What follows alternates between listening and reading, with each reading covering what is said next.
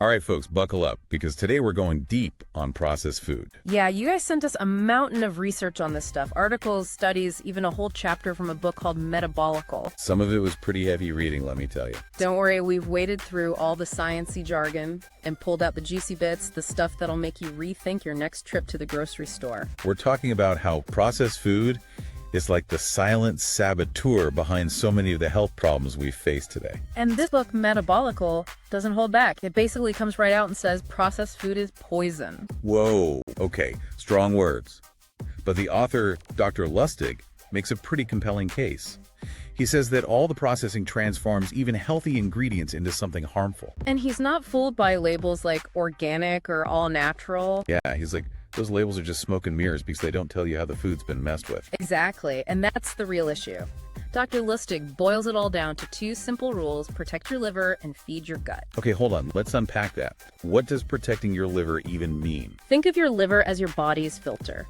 It's working hard to clean out toxins and keep things running smoothly. So if you're constantly bombarding it with junk, it can't do its job. Exactly, and that's how you end up with all these chronic diseases like diabetes, heart disease, even cancer. And here's where it gets really interesting.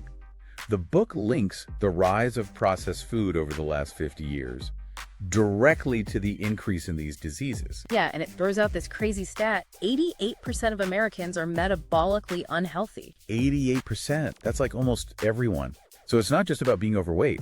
It's about what processed food is doing to us at a cellular level. Right, and that's why traditional medicine often misses the mark.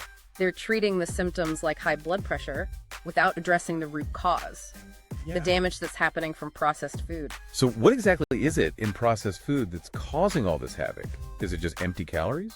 It's a lot more insidious than that. Dr. Lustig debunks the myth that a calorie is a calorie. He's like, where those calories come from makes a huge difference. So 100 calories of broccoli are not the same as 100 calories of, say, a donut. You got it. And he points the finger at sugar, especially fructose, as a major culprit in messing up your liver and making you resistant to insulin. What makes fructose so much worse than other sugars?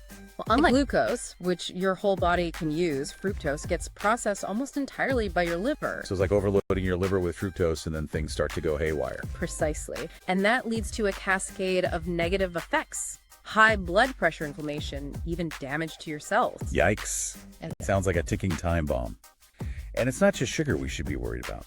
This research also delves into other processed food villains like trans fats and artificial sweeteners. Yeah, there's some pretty unsettling stuff about how these things mess with your hormones, your gut bacteria, and might even increase your risk of cancer.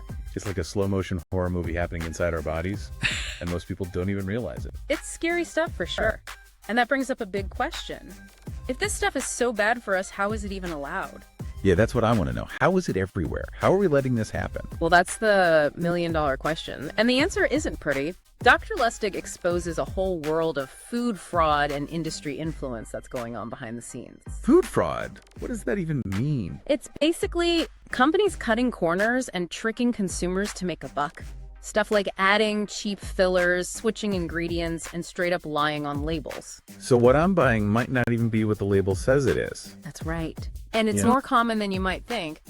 He even mentions this terrifying example, the melamine in baby formula scandal. Wait, melamine, isn't that like some kind of industrial chemical? It is. They were adding it to milk powder to artificially inflate the protein levels. It caused kidney failure and even deaths in infants. That is messed up. How do they get away with this? Well, according to Dr. Lustig, big food has its fingers in a lot of pies. Government agencies, research studies, even public opinion.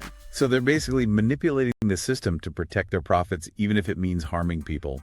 It's a classic case of profiting off the problem you created. In this case, the processed food pandemic. It's not just about us making better choices then. It's about a whole system that's pushing this unhealthy stuff on us. Exactly. And it's costing us way more than we realize, not just in terms of our health, but also financially. Right. You're talking healthcare costs people missing the strain on social programs. It's a burden on everyone. And let's not forget the environmental damage all this industrial farming and food processing is causing. Yeah, deforestation, polluted water, all that comes with our addiction to processed food. So we're left with the big question. If we know all this, how do we break free? How do we escape the processed food trap? That's the million-dollar question. Yeah. Because it's cheap, it's convenient, it's everywhere. Plus, let's be honest, they engineer it to be addictive. You're exactly right. Dr. Lustig talks about how processed food hijacks your brain's reward system. It makes you crave more and more. It's like we're programmed to eat this stuff, even though we know it's bad for us. Exactly. And breaking free from that programming, well, it's a tough battle. It takes a real shift in mindset, understanding the science behind it, and having strategies to navigate a world that's saturated with processed food. After that last segment, I'm ready to toss out everything in my pantry that comes in a box. That's the spirit. But before you go full-on pantry purge, let's talk solutions. Okay, so where do we even begin? How do we actually make the switch to real food? Well, Dr. Lustig emphasizes the importance of understanding what makes food real versus processed. Okay, so back to basics. Remind me again, what are those two golden rules? Protect your liver and feed your gut. Those are like your guiding principles for healthy eating. Got it. Protect the liver, feed the gut. But what does that look like in terms of actual food? Foods that protect your liver are low in sugar, especially fructose, and low in those unhealthy saturated fats. So we're talking fruits, veggies, whole grains, lean proteins, the kind of stuff our grandparents used to eat. You got it. And foods that feed your gut are packed with fiber, both soluble and insoluble. Right. Fiber is like a feast for our good gut bacteria. Exactly. And a healthy gut microbiome is essential for everything: digestion, immunity, even your mental health. Okay, so that's the foundation. But Dr. Lustig also gives us some really practical advice with his 7 shopping rules for navigating the grocery store. Oh yeah, those rules are like a secret weapon against those processed food traps. Let's hear them. Rule number 1, shop the perimeter of the store. That's where you'll find all the good stuff: fresh produce, meat, dairy, the building blocks of a healthy diet. Makes sense. Rule number 2, avoid aisles with more than 5 items on a shelf. That's an interesting one. Think about it. Aisles that are overflowing with products are usually packed with processed junk. They need all that shelf space to showcase their endless variations of the same unhealthy stuff. Okay, I'm starting to see the pattern here. Rule number 3, read the ingredient list, not the nutrition facts. Right, because the nutrition label can be super misleading. It doesn't tell you how the food's been manipulated. The ingredient list is where the truth lies. Look for whole, recognizable foods. So if I can't pronounce it, don't buy it. Pretty much. And that leads us to rule number 4. If your great-grandmother wouldn't recognize it as food, don't buy it. I love that one. It's like the ultimate test of real food. Right. If it sounds like something out of a science lab, it's probably highly processed. Okay, rule number 5, steer clear of anything with more than 5 ingredients. The shorter the ingredient list, the better. Real food doesn't need a whole bunch of additives and preservatives. Rule number 6, ignore any health claims on the package. Processed food companies are masters of deception. They'll slap misleading claims on their products to make them seem healthy when they're not. Like low-fat cookies that are loaded with sugar. Exactly. Don't fall for the marketing hype. Real food speaks for itself. And finally, rule number 7, no cartoon characters allowed. Those are usually targeted at kids, and they're often the worst offenders when it comes to sugar and processed ingredients. So if Tony the Tiger's trying to sell you something, run the other way. You got it. These 7 rules are like a cheat sheet for making healthier choices at the grocery store. These are great, but let's be real. It's pretty much impossible to avoid processed food completely. Any other tips for staying on track in the real world? Well, Dr. Lustig stresses the importance of planning ahead. If you've got healthy meals and snacks prepped and ready to go, you're less likely to cave when those cravings hit. It's about setting yourself up for success. Exactly. And don't be afraid to get creative in the kitchen. Cooking real food doesn't have to be complicated. There are tons of resources out there: cookbooks, websites, online communities where you can swap recipes and tips. It's about rediscovering the joy of cooking and nourishing your body with real wholesome food. Exactly. But what about those unavoidable situations like work events or parties where healthy options are scarce? How do you handle those? Yeah, that's a tough one. Dr. Lustig suggests having a game plan. Eat a healthy meal before you go, or pack your own snacks so you're not tempted by the processed stuff. And don't be shy about politely declining food that doesn't align with your goals. You have the right to make choices that support your health. Don't let anyone pressure you into eating something you don't want. Okay, but let's talk about the elephant in the room: the addictive nature of processed food. How do we break free from those cravings and actually start enjoying real food? That's where the addiction paradigm comes in. Dr. Lustig argues that we need to treat processed food addiction like any other addiction. It requires both personal effort and societal changes. So it's not just about willpower. Right. It's about understanding how it works and developing strategies to combat it. So what does that look like? On a personal level, it might involve things like mindful eating, a food journal, or even seeking help from a therapist or nutritionist. And on a societal level? We need policies that make healthy choices easier and more accessible, like those taxes on sugary drinks we've seen popping up in some cities. Yeah. And policies that restrict the marketing of unhealthy foods to kids. Those are starting points. But obviously changing food policy is a long and complicated process. For sure, the food industry has a lot of power and influence.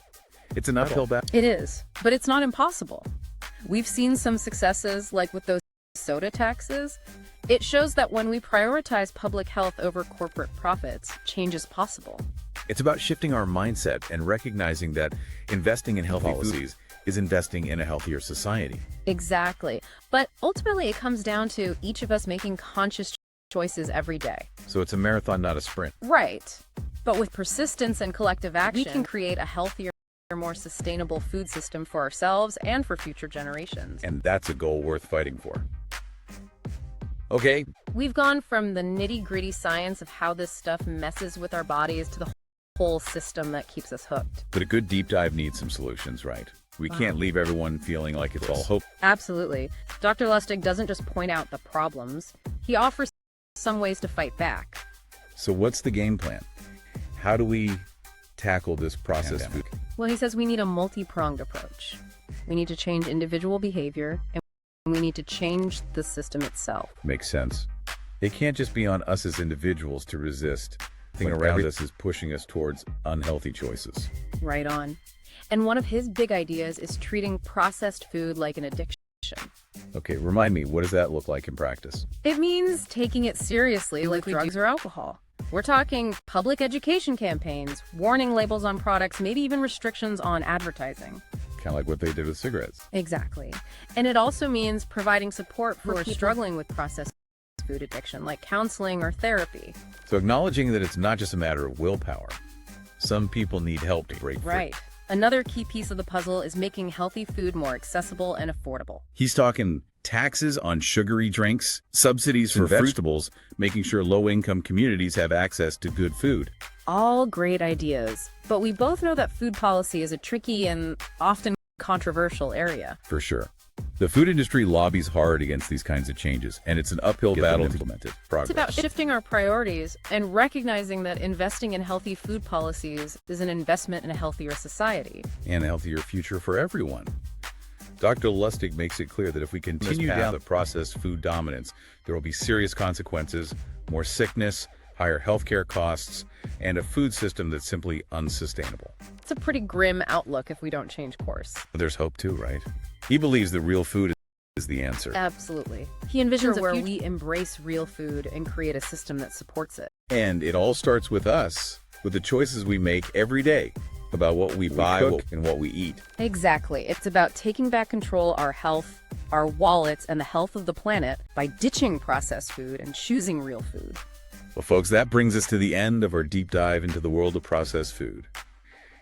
We've learned that processed food is a much bigger issue than most people realize. But we've also learned that we have the power to change things. It starts with knowledge awareness and a commitment to making healthier choices for ourselves around us. Remember, every time you choose real food over processed food, you're voting with your fork.